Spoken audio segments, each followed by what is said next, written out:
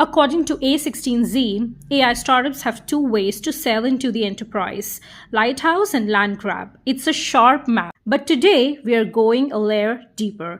The premise underneath it is the one worth sitting with. The buyer who signs is pricing their own risk, not evaluating your product in the abstract. From that, we have two questions. How exposed is the buyer? And does social proof travel?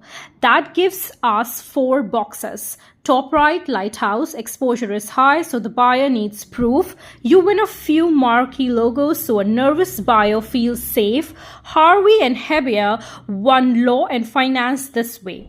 Bottom left, Landgrab. Exposure is low, so the buyer just needs the math. You skip the logos and sign as many customers as fast as you can.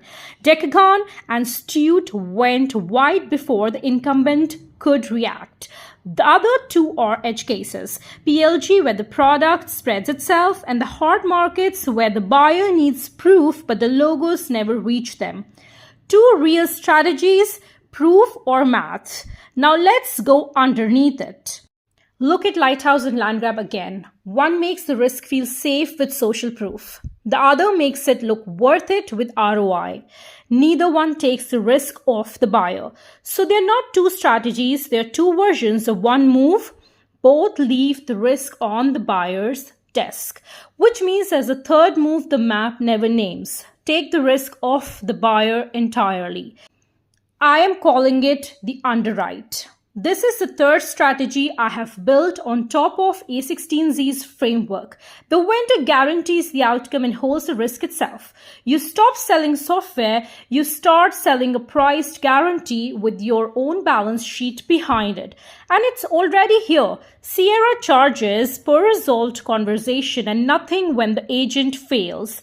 Intercom Fin, 99 cents a resolution. Why now? Because what AI changed isn't pricing, it's attribution. You could never underwrite a result you couldn't isolate. When an agent owns the whole workflow, the outcome becomes provably yours, but it only works in one corner. The downside has to be bounded, a loss you can name in advance, and the outcome has to be attributable. That's why support and collections are crossing over, and why loss stays Lighthouse forever. One wrong figure in a merger doc is an unbounded tail no one will guarantee. So the line between Lighthouse and Landgrab was never proof versus math. It's who can hold the risk. I'm Huratul, and this is the ULAP brief on venture capital, technology, and the future of innovation.